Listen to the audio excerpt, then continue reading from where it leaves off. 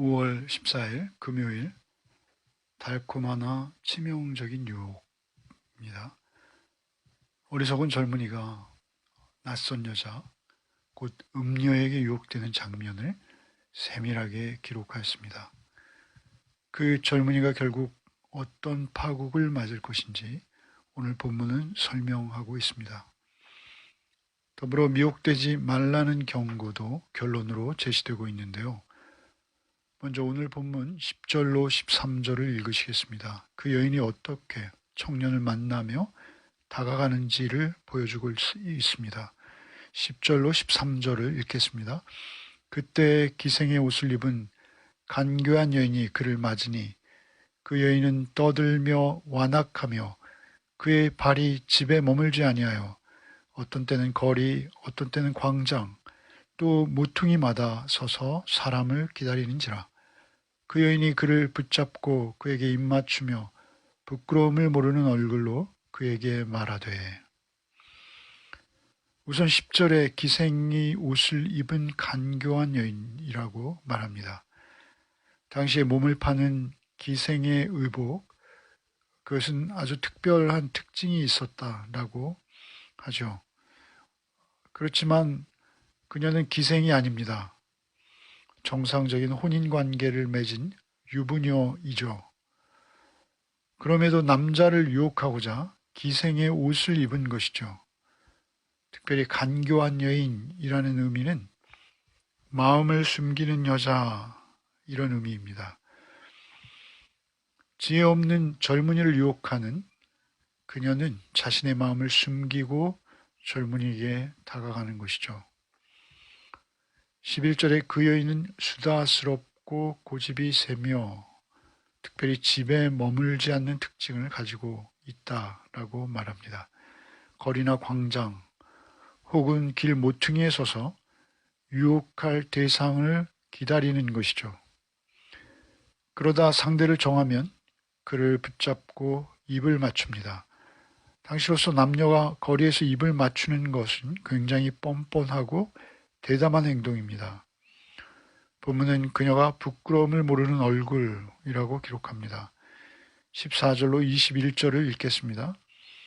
내가 화목제를 드려 서운한 것을 오늘 갚았노라. 이러므로 내가 너를 맞으려고 나와 내 얼굴을 찾다가 너를 만났도다. 내 침상에는 요와 애굽의 무늬 있는 이불을 폈고 모략과 침향과 계피를 뿌렸노라. 오라, 우리가 아침까지 흡족하게 서로 사랑하며 사랑함으로 희락하자. 남편은 집을 떠나 먼 길을 갔는데 은주머니를 가졌은즉 보름날에나 집에 돌아오리라 하여 여러 가지 고운 말로 유혹하며 입술에 호리는 말로 꿰물어. 그 여인의 첫 마디는 자신이 화목제를 드렸다는 것입니다. 놀랍게도 이스라엘의 5가지 제사 제도 가운데 한 제사를 언급하며 자신이 화목제를 드렸다라고 말합니다. 특별히 화목제는 서원한 것을 갚는 화목제였다라고 그녀는 말하고 있습니다. 나는 하나님과 서원, 곧 약속을 지키는 여자이며 특별히 하나님과 화목을 이룬 여자다라는 것을 말하는 것이죠. 그녀는 놀랍게도 자신의 신앙심을 먼저 드러내며 거짓된 신앙심입니다만 자신을 포장해서 먼저 입을 떼고 있는 것이죠. 내가 너를 만나려고 나와 내 얼굴을 찾다가 너를 만났다라고도 말합니다.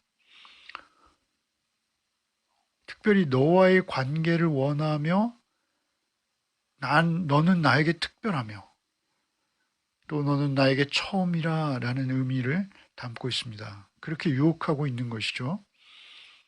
그리고 밀회를 가질 자신의 집을 자세히 묘사합니다. 애굽의 무늬 있는 이불, 즉 요즘으로 하면 아주 값비싼 수입 명품 침구를 갖추었으며 몰약과 침향과 계피의 고급 향수들로 치장되었다라고 유혹하는 것이죠. 18절에 아침까지 흡족하게 서로 사랑하며 사랑함으로 희락하자고 제안합니다. 사랑이라는 단어가 두 번이나 등장하지만 첫 번째 사랑이라는 단어는 특별히 욕망으로 인한 사랑을 말합니다. 두 번째 등장하는 사랑이라는 단어는 전혀 정서적인 유대감이 없이 가지는 남녀의 성행위를 말하는 것입니다.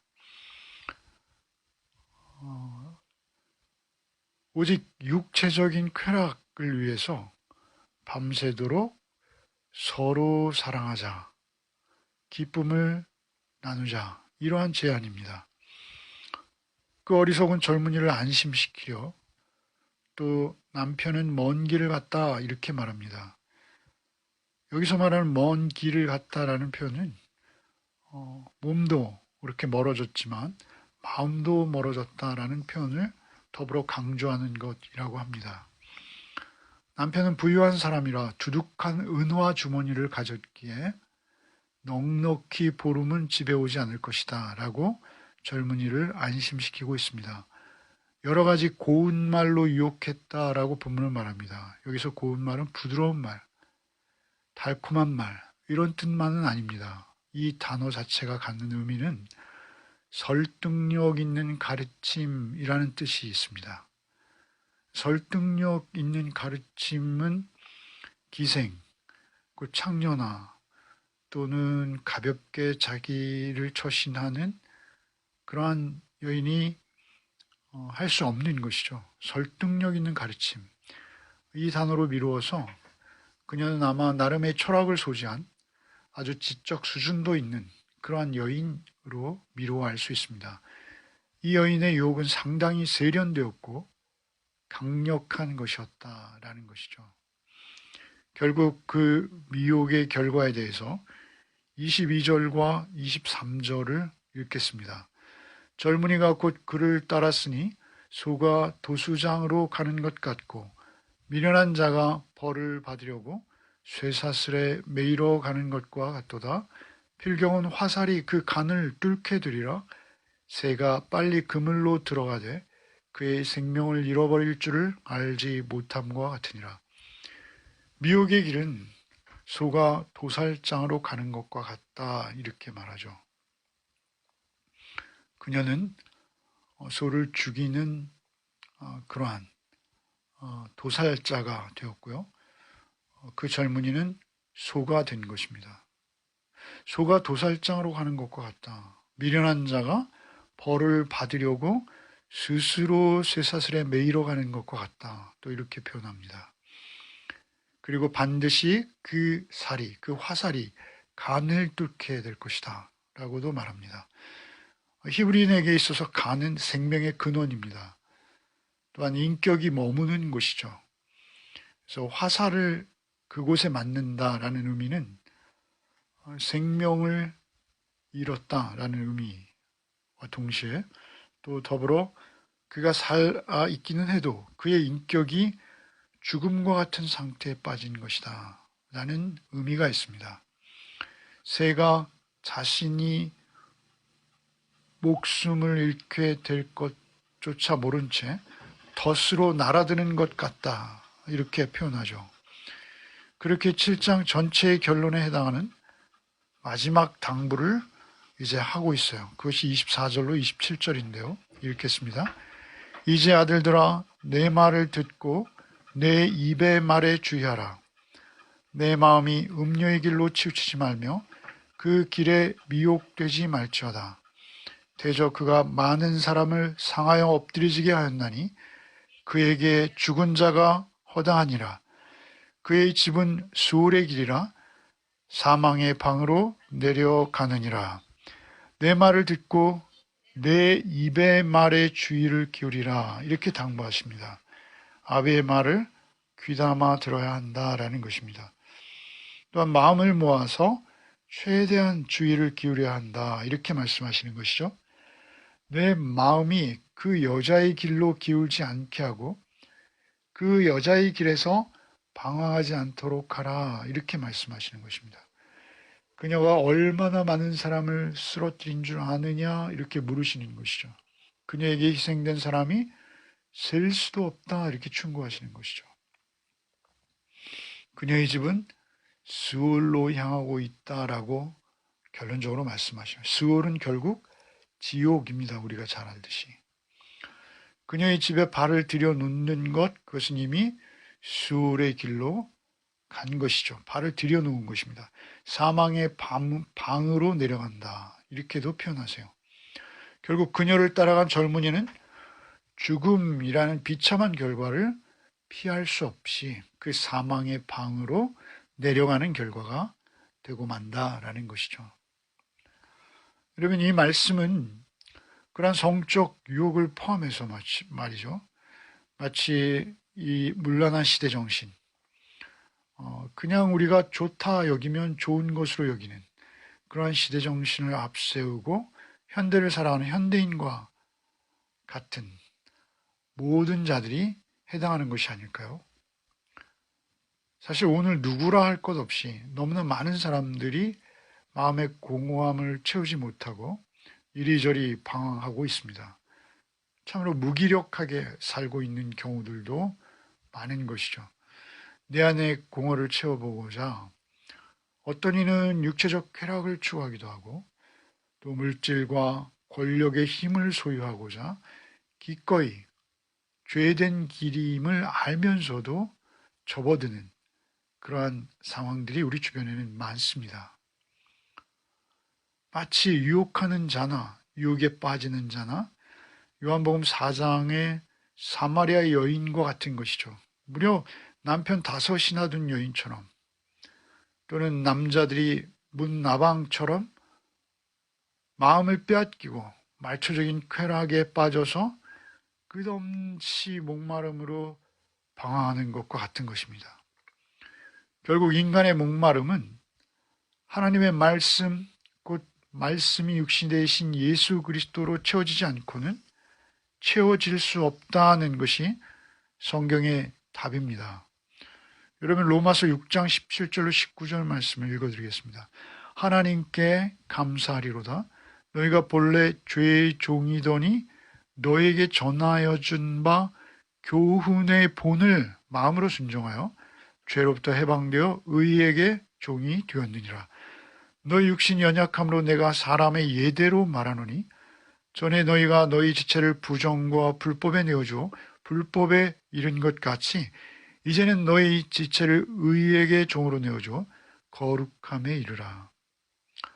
결국 하나님의 말씀만이 우리를 죄로부터 해방되어 의의 종이 되게 하실 뿐만 아니라 우리가 부정과 불법에 우리의 지체, 우리의 육체를 내어주었으나 이제는 오히려 의의 종으로 내어줘 거룩함에 이룰 수 있게 되어진다라는 것이죠.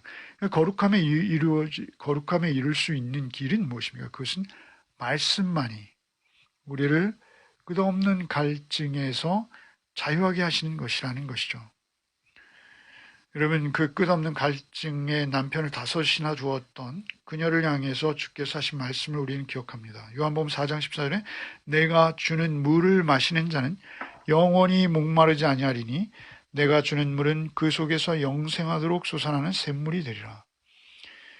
예수께서 그 말씀으로 성령과 함께 찾아오시지 않으면 우리는 채워질 길이 없는 존재, 곧 범죄한 아담의 후손이라는 점입니다.